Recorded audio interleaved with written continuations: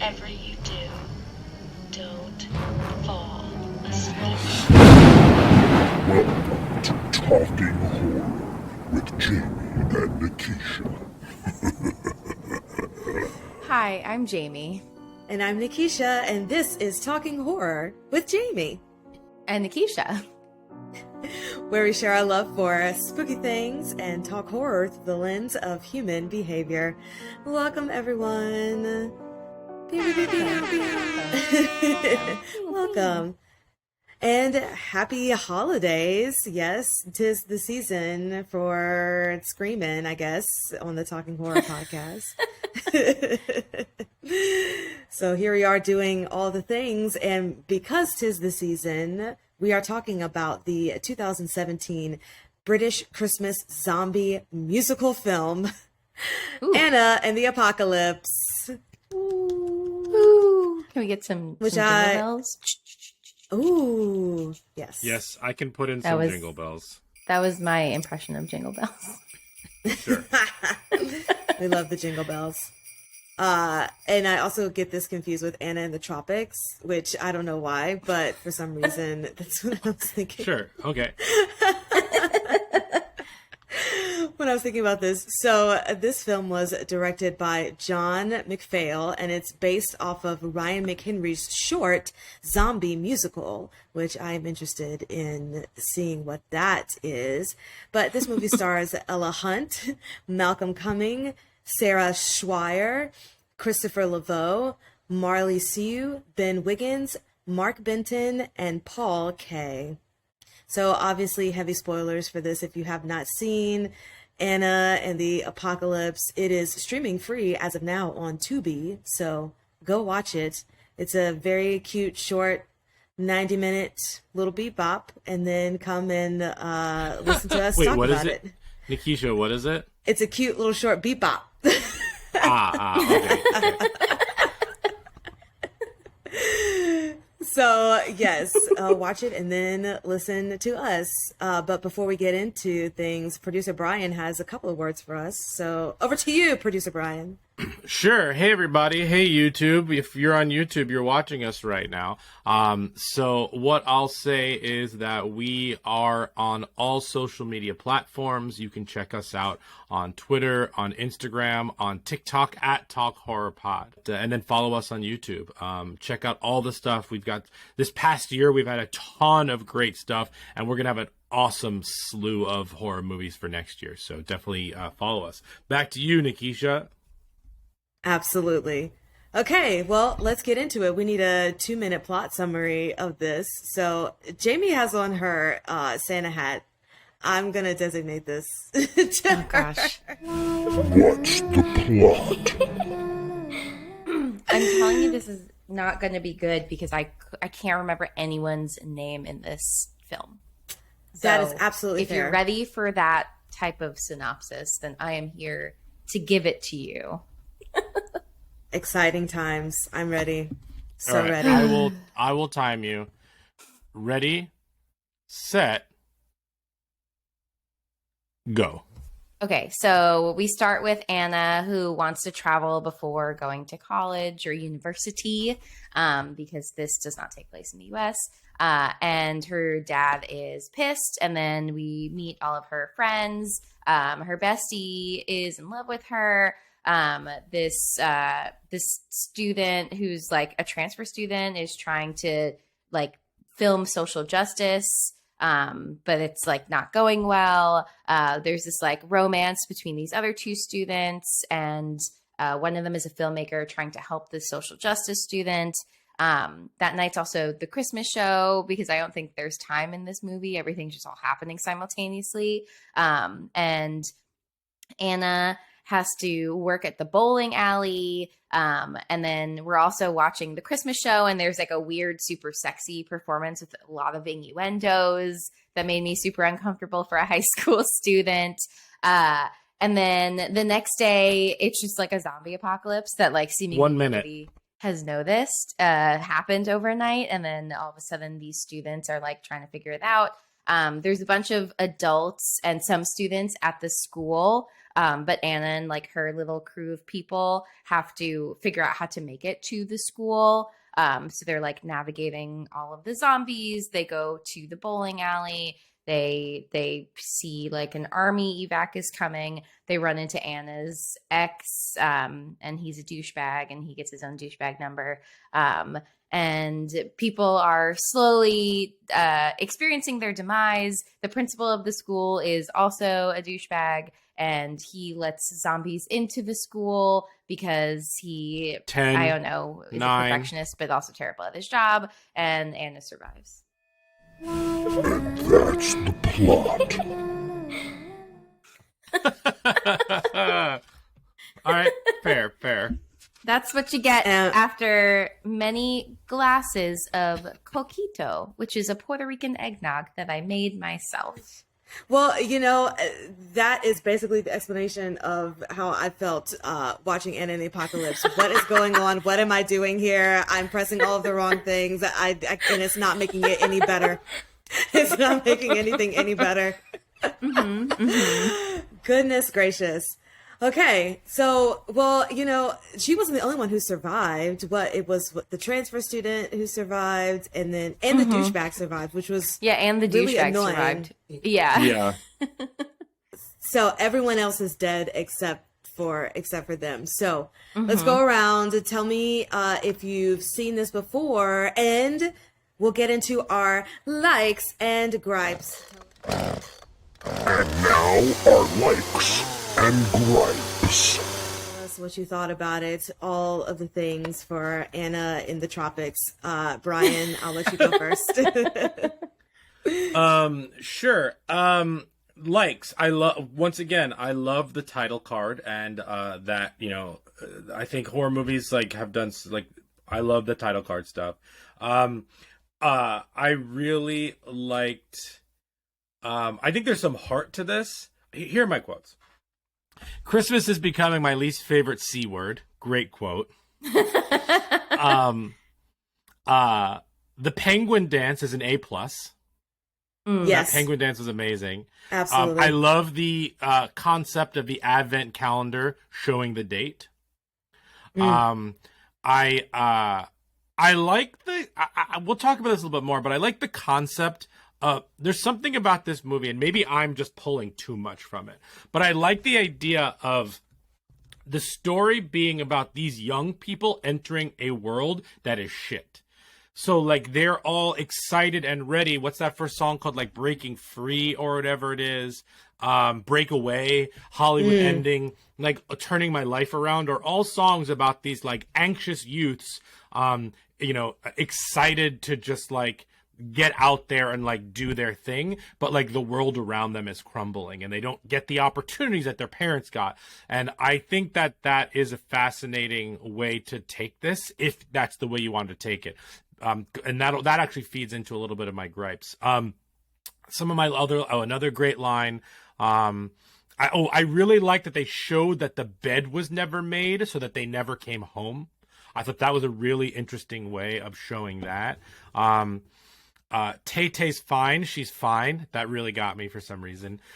This movie is deeply upsetting. It's devastating what the headmaster does, and I kind of like that feeling in it. I feel like, you know, this movie is trying to be, it's super gory. The friends die earlier than you think they're going to die in this movie. Spoiler alerts. I thought that was fascinating. The kills were brutal. It was weird that they said Merry Christmas and not Happy Christmas, that it took place in England. That was weird. And so those are my likes. I remember this, and so here are some of my gripes. Some of my gripes are that this doesn't make sense, and they don't explain it enough, because gap years are very much a thing in Europe. A gap year can be taken at any time, but it's typically taken between high school and university. So you take a year and you do that. I looked it up. It was basically became very popular in the 60s. Her dad seems like a hip dude. I am shocked that this was an actual problem with the movie. It feels like this was made for Americans in some ways, because like that is, I don't really see the problem with her taking a gap year when it's a totally normalized thing, like in Europe. So like that was a little bit weird. Also, she should backpack through Australia. It's amazing. I've done it. So that was like a very weird thing for me to like. I couldn't wrap my head around it because that's a normal thing that they do. A lot of this sounded like Dear Evan Hansen. Breakaway has a nice hook. Yep. Another quote. It's like Narnia threw up all over Oz. That got me. Great quote.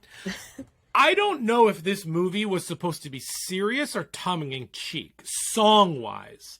The songs were good, but crazy cliche. So I wasn't sure if the songs were some songs were serious, some songs were not. Tonally, overall, I don't think this was like a well-structured musical in general. Here's a like. Bowling Alley is Thunderballs. Thought that was delightful. I remember sequences in this movie, not songs. Like, I do not remember these songs, but I remember like the lunchroom sequence, dancing through town when the zombie apocalypse is happening, the principal singing his song. But I don't remember the songs. I think they kind of work in the movie though. I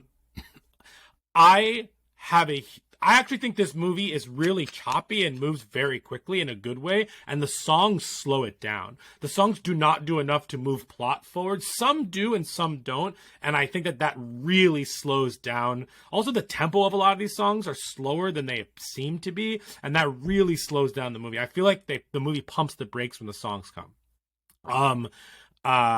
I think that we followed the hair trope, where Anna's hair gets more crazy the more messy everything gets in the movie.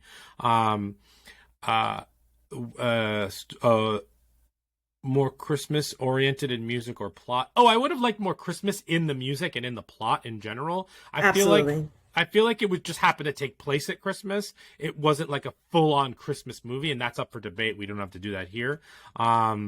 The goodbyes in this are actually very sad. Like when they just wave at each other and like deeply when they're hugging each other in like the room, and she just like waves to them when they're being devoured is like really, really, really sad. But I know I'm rambling, but this is my biggest gripe. I have a problem in musicals when you give the douchebag or the evil male character a song, because it makes you empathize with them. The boyfriend who was terrible to her gets a song, and I do not like when that happens. Don't give a song to the person I'm not supposed to like. And that happens in Waitress when her husband in Waitress gets a little song. It's like, no, I understand why, because you're seeing it through her eyes, the domestic, like, the person who is abused verbally or physically. You're seeing what they see for a portion, even though you as an audience member know that they are not good. And I don't like that in musicals. And however, they try to redeem him, showing that he actually had to kill his father, who turned into a zombie, which is fine, but that does not ever excuse his twat behavior before his dad turned into a zombie and all of that. Like, I'm sorry, it does not make up for it. And the fact that he survives at the end and like really doesn't learn any lessons. I mean, maybe he does because he doesn't let like her kill their dad or whatever it is. But like, I just think that is poor writing. That should not have been the reveal. We should have known that's what he's going through from the beginning so that we could empathize a little bit more with him. And I think that was really bad. And at the end, okay, they all survive, but where to next? Now that she's free, like, has she actually earned it? Like, her I Want song is like Breakaway. You know what I mean? Or you could maybe Hollywood Ending or whatever it is. But sure, she escaped all this, but she has an ex-boyfriend who she like kind of hates. She has this American exchange student who like was her friend, and all of her other friends are dead. Her dad is dead. Her mom isn't there. Like, I just don't understand what transformation she goes through from beginning to end. She's more badass now, and now she'll get to do a gap year forever. Like, I don't get that. So like, I enjoy this movie just from like sitting down and having it on, but like, This is my second time watching it, and it was so much better the first time than the second time. The first time you're just kind of like excited and enamored by they're doing a horror musical or whatever it is, and the second time through, you're like, this is not well structured or well written. I actually think this would have been much better not as a musical, because the songs slow down the movie and actually don't progress plot outside of maybe that. Caveat: over the top villains like Scar or Ursula or the principal in this, it's okay for them to have a song. Okay, that's it. Thank you. And that was definitely parlor talk with Brian. That was definitely parlor talk. Come, sit, have a drink. It's parlor talk. All good things that I'm glad that you said, because we don't have to repeat some of those things, because I absolutely felt the same way as far as this was my first time watching it, and I said there is no structure happening in this at all. What am I watching? There are things just happening that don't connect or make sense. Although I did enjoy all of the gore, I did enjoy all of the prosthetics and all of the bloodshed and things. And I thought the singing was, pretty nice. I agree with you, Brian, that it seems like this did appeal to more of an American audience, specifically because the songs did sound like what musical theater is now, especially with, like you said, Pasek and Paul type of stuff. That's what the music sounded like to me. But what I want to go through some of my favorite quotes as well, because if anything, this is a wonderfully quotable movie, okay? And my favorite thing that the headmaster said, it was very early at the beginning when the two teens were making out, and he says, "Withdraw your tongues." Great line. Fantastic line. And Hollywood Ending, that was probably my favorite song of all of the songs, and I guess that was because it was more upbeat. But Brian, when I was watching this, I couldn't articulate how I felt really about the music in this, but you absolutely nailed it on the head in saying that it doesn't progress the story. So it absolutely does feel like things are slowing down. When Anna and her friend are coming out and finally realizing that the apocalypse is happening, but they're singing that happy, cheery song while everybody's being devoured behind them. I was just so annoyed with it, and I was trying to figure out why I was annoyed, and it wasn't necessarily because, the gag and the joke is that they're like living their lives and things are happening behind them. Like, okay, that's, whatever. But I think it is a thing of this is not progressing anything at all. And the song felt super long too. It's like, okay, just realize that the things are happening so that we can move forward in the plot, because what is this accomplishing besides you just really doing horrible, bad dances in a graveyard on leading up to Christmas? This is not, it doesn't make sense to me. Totally. Yeah. Another one of my favorite quotes was, "The government will sort this out," because, wow, pandemic. Yeah. Another one was, "Iron Man lives," because they were talking about the people who would actually live during this, and they were talking about Taylor Swift, Tay, which you mentioned in your quote. And then I just thought to myself, because this was 2017. So I don't remember when Endgame came out, but I was thinking to myself, oh, spoiler for Iron Man. Sad day. I also love the F, Marry, Kill, zombie Miley, zombie Rihanna, Yes. zombie Beyonce. Yeah. Just so great. Oh, and Steph is my favorite character. I was obsessed with her. I love that she made the most sense as far as decision making and human behavior in this. When she's like, "Why the hell are you trying to pick up your phone? Like, come on!" And she's just, killing all the zombies and doing what needs to be done so that people can be saved. So Sure. I stand Steph. I'm glad that she stayed alive because she made the most sense in the movie, or had the best decision making things. Her goodbye wave to her two friends devastated me. Yeah, it was really sad. Also, I don't know if y'all, maybe just because I was half watching, but I didn't realize that the lady who had the heart problem was who's one of the couple's grandma, until right when we got to it, and then she was dead. And then I was like, oh, they're related. I thought this girl was just helping an old lady, like, which is just being a good Samaritan, a good citizen. It was weird. I think at the beginning of this movie there was like a quick scene or moment where like he kisses her and says like goodbye grandma or something like that. Like I have to go. You must have just like missed that, because I remembered that from the first. We watched it in the background this time too, because we had seen it already. And I don't think I even remembered seeing that, but I remembered when watching this movie that like that was the actual case. Yeah. Okay. Then yeah, maybe I just kind of missed it, because it was, everything about it was taking me in and out of it, and I was absolutely distracted and really trying to focus watching this movie. But I also agree with you, Brian. I don't understand why this had to be set in Christmas time. Like, you could have just taken Christmas out of this. It connects it in no way. It's just to say that Christmas is a happy holiday, so let's just add zombies. I don't get it. I don't like it. But other than that, though, it's an okay movie. You know, I liked the songs were cool, but I think the structure, like Brian said, just really didn't make sense, and it didn't really draw me into it. I just wanted to see more zombies eating people. I would rather watch an hour and a half of that than, you know, these kids trying to figure these things out in a not so structured way. So yes. Jamie? Yeah, I feel like most of my thoughts have already been said.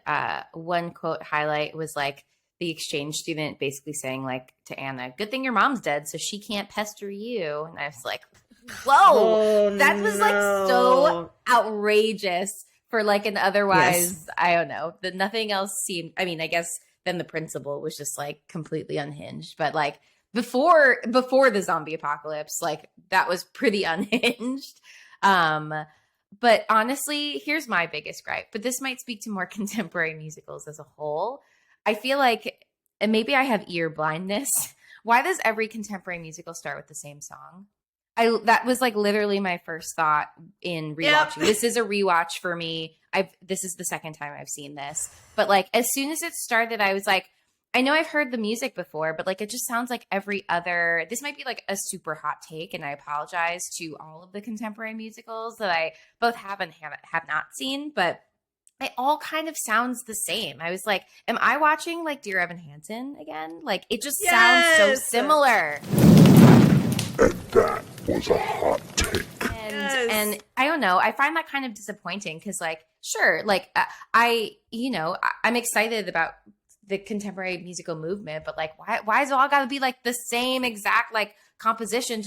It all sounds the same. It's like interwoven in my brain, and I can't tell them apart. So that was kind of, I don't know, disappointing. And I also kind of felt like the lyrics were mediocre. But it's funny because with the villain songs, as Brian was complaining that he doesn't think they should get songs, I don't disagree. I also felt like those songs were the most interesting and engaging. So it's almost like more annoying because it's like, man, I'm really like bopping out to the crappy ex-boyfriend song, but like he sucks. The song, like the content is like frustrating, but I'm like, yeah, I'm like grooving. I'm like, I feel like I'm just having like so much cognitive dissonance of like, I don't like these characters. I'm not supposed to like these characters, but like, man, they can really bop it out, you know? And that like annoyed me bop it out. So that like annoyed me while watching it. Cause it's like harder to have distaste for this character when I'm like jamming in my chair. So I also thought it was interesting that they have all like multiple like villain characters and multiple villain songs. But it kind of made it feel more like amorphous and not clean cut. So I don't feel like all the baddies needed songs. I don't know. But yeah. And then the hair thing. I actually was when I made that note, I was remarking that the principal's hair got crazier towards the end, and that was indicative of him, you know, being evil, more evil. Oh, nice. Yeah. Yeah. So yeah, nothing that hasn't already been said. Yes.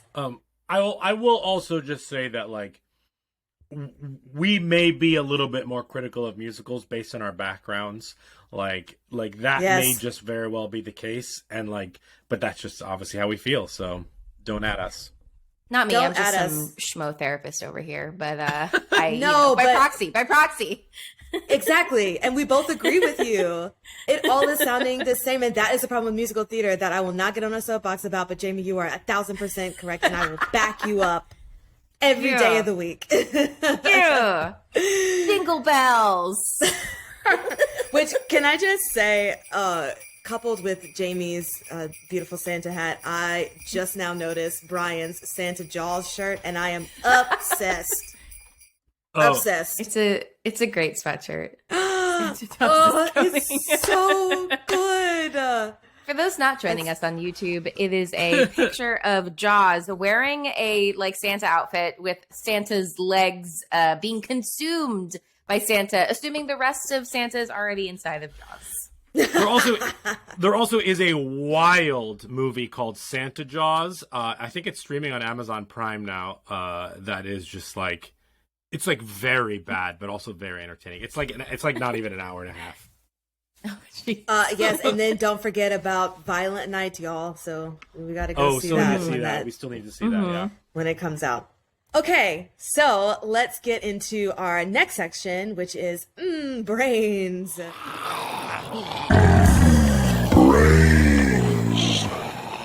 Which is so on the nose for this movie because so many insides on the outsides. Which I don't think we did any trigger warnings for it, but this is a pretty gory musical. So if you, and it's also zombies, so you know what to expect with zombies. So if that's not your bag, don't watch this. Yeah. I enjoyed Yeah. it, but yes. So Plus, it's like Let's talk zombie about, comedy, brains. so they'll like do the over Yeah. the top of the gory.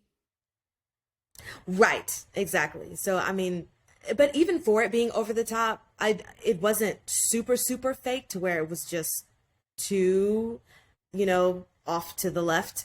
But it was a fun time. I like a good, inside on the outside. So it satisfied my desire.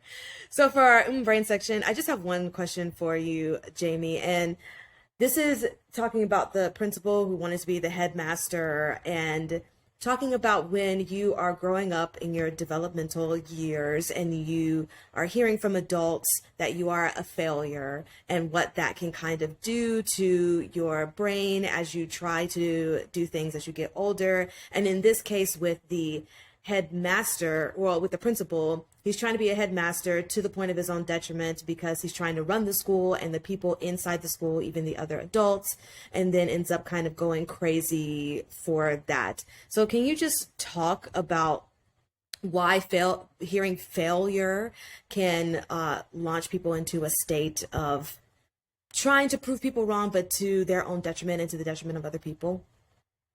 Yeah. And I feel like hearing those messages when you're young can do like a variety of things to you. It undoubtedly impacts your sense of self, your self-esteem and self-worth, like feeling confident in yourself. For some people, like you said, using those messages to like launch themselves into success and using self-criticism as like their form of motivation. But research actually shows that self-criticism causes more harm and like makes you less likely to reach your goals. And like we use that sometimes as like a motivator, but it actually demotivates us. Which is something I talk a lot about with my clients. We talk a lot about perfectionism and how like the ways that it like, makes us think about ourselves in the world actually causes more harm than when we speak to ourselves with self-compassion and empathy, and encouragement, and also like cutting ourselves slack in moments when we need to, that like those things actually really help move us towards, whatever version of success looks like for us.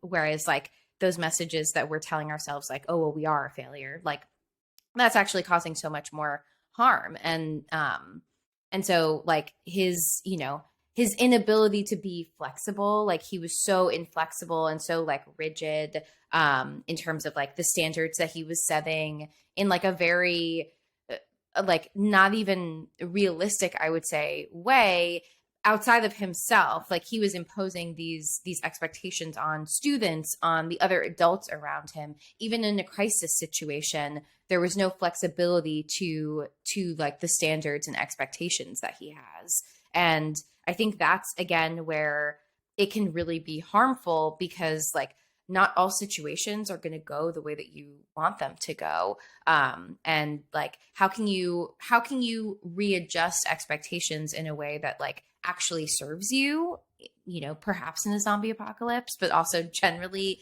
in life. When we set unrealistic expectations for ourselves and for others, we find ourselves feeling frustrated and annoyed and disappointed and like hurt all the time.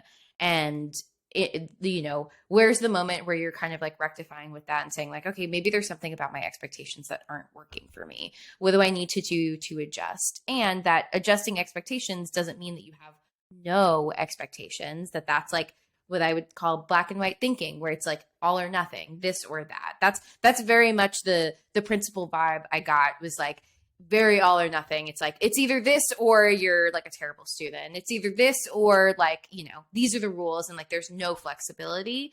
But that just doesn't work for other people. So I feel like a lot of those messages can lead to, you know, setting unrealistic expectations for yourself and others, and a lot of self criticism that is driving you, but also like causing a lot of harm in doing so.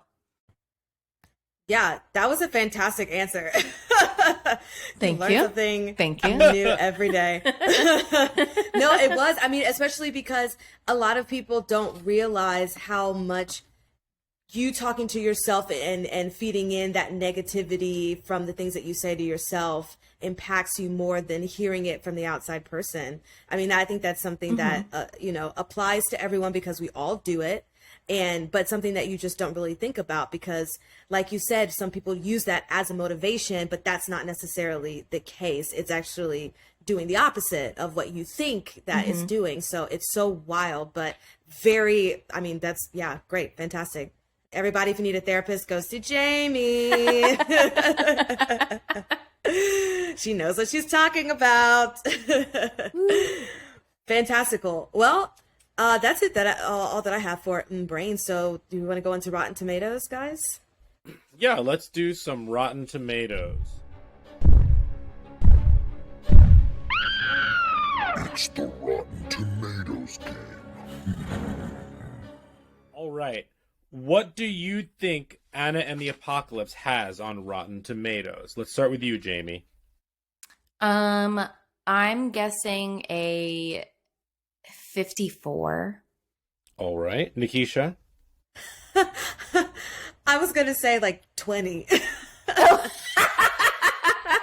Well, you're both wildly wrong. It has a 77% on Rotten Tomatoes. No! And the critics' consensus is Anna and the Apocalypse finds fresh brains and a lot of heart in the crowded zombie genre, not to mention a fun genre mashup populated by rootable characters. Rootable? Rootable, R-O-O-T. Like rooted in something more real, Right. not like rooting for. Yeah. Yeah. Yeah. No, I got that. I'm still like, Okay. I don't know how I feel about that, but sure. Either way, rooting or rooted, neither apply. This is a weird movie for me. And I say that because... So, this is a weird movie for me because I don't necessarily enjoy it while I'm watching it a lot of the times. Some of it I do. Like, I think Ella Hunt is amazing in this movie. I think that some of the relationships and character stuff in this movie is great. So I'm enjoying it while I'm watching it. But then, like, I forget that I don't totally enjoy it when I'm watching it, and I remember it fondly because I had good experience seeing it the first time. So it's weird where like I know it's not great, but like I remember it more fondly than I actually enjoy watching it. It's a very weird thing. Yeah, no, it's just like the nostalgia of it. It's just like I like it for what it is, or you like it for what it is, but it's still bad. Totally. All right. Should we do our 4 S's? Yes. Skull, Scare, Shakes, and Suggestions. The Talking Horrors 4 S's. All right. right, the 4 S's are skulls, scares, shakes, and suggestions. We are going to rank these 1 through 10, and then we'll do our suggestions. Jamie, why don't you start with us? Skulls is obviously mental health, human behavior. Scares is how scary was it, and shakes is how much will you forget it or remember it. Yeah. So for skulls, I have it at a 3 because I can't really picture a world where I wouldn't know that there's a zombie apocalypse happening and be dancing around in a graveyard. So I really bumped it down quite a few points for me. And I just generally don't think that people are doing a ton of peopling, which is why the comment about being rootable kind of made me question, like, more, I guess, people's decision making doesn't feel rooted in reality. So as much as the principle sucks, like, I don't think that anyone would like open up a door to zombies. Maybe I'm just a glass half full kind of gal. For scares, I'm giving this a 1.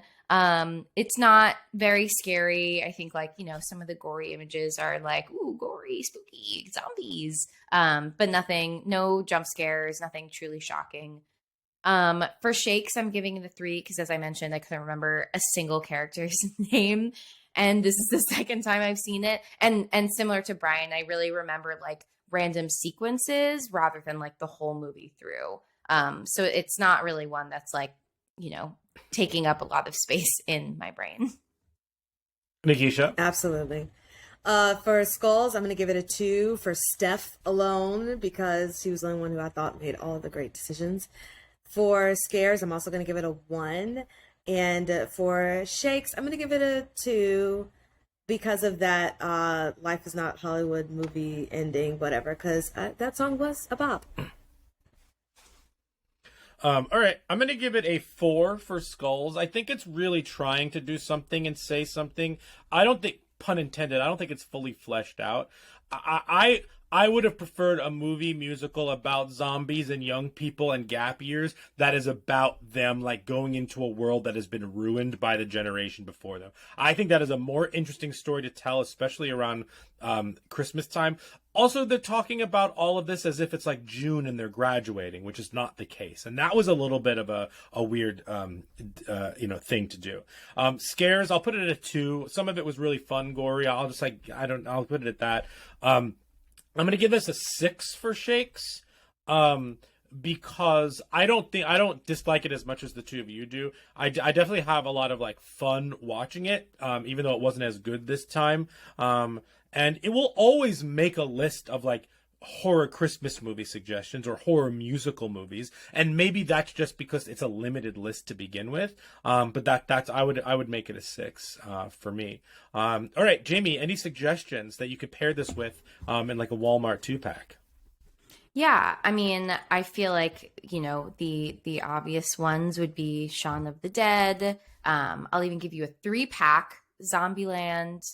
I could not think of, I at least have not seen another horror musical that I could think of that would go well with this pack, but y'all can prove me wrong. I just couldn't wrap my brain that I've actually seen. Sure. Nikisha? Okay, Jamie did take one of my suggestions, which was Shaun of the Dead, which I've never seen actually, but I feel like it's comedy and it's zombies and it would work well with this. We'll have to do that. We're going to put that on the list. We have to do that. We're putting that on the list. Okay. Excited. And then if you want just Christmas horror, Black Christmas. And then if you want just a horror musical, my favorite of all time, Sweeney Todd. All the blood, way better music, great things. I mean, I wouldn't pair it because the two are not, Sweeney Todd is the upper echelon of everything, But if you're wanting horror and musical and you want excellence, Sweeney Todd. So I'll stick on the horror movie musical train. Rocky Horror Picture Show. Wow. And I don't enjoy it. I this next one I don't enjoy, but I know a lot of people do. And if you want pure camp and not good horror musical, but some people love it, Repo the Genetic Opera. Yes. Oh, Yes. man. Some people love that shit. That is not me. I do not. But if we ever did it on here, I would tell you that my shakes is probably like a 7 or an 8 because I'll never fucking forget it. The little blue vial. The little blue. Listen, Paris Hilton, man. I know. Great. I at least remember those songs. How do I remember those songs more than I remember these songs? That's true. Oh, but to me, the best horror movie musical of all time is Little Shop of Horrors. Oh, yeah. Absolutely. How did I forget all of these Absolutely. existed? Wow, Yeah, I'm this embarrassed. Yeah. I mean, I would say that Sweeney Todd is probably the best horror musical, but the movie musical's not that great. But like Fair. So I would say watch the Tim Burton one. It's great, but like seek out a local production or watch one of the live caps of a production of Sweeney Todd. Cool. All right. Great things. Okay, well, I think that wraps up this episode of Anna and the Apocalypse. Merry Christmas, Happy Crisis to all of you guys. Happy Hanukkah. Happy Christmas. How does, Happy Hanukkah. how does Camila Cabello say it? I'll be Christmas. home for Christmas. Something like that. That is fantastic. We probably should have ended on that note, but you got to follow us, guys. So we got to tell you where to follow us. Yeah, follow us at Talk Horror Pod on all social media. You can find us at on Spotify, on Apple Podcasts, everywhere you get podcasts. Rate and review us there. 5 stars, please. And thank you. Okay, now you can sing the Christmas song. Okay. I'll be home for Christmas. Oh, man. It never gets old. I know. Bye, guys. I know. Bye. Bye.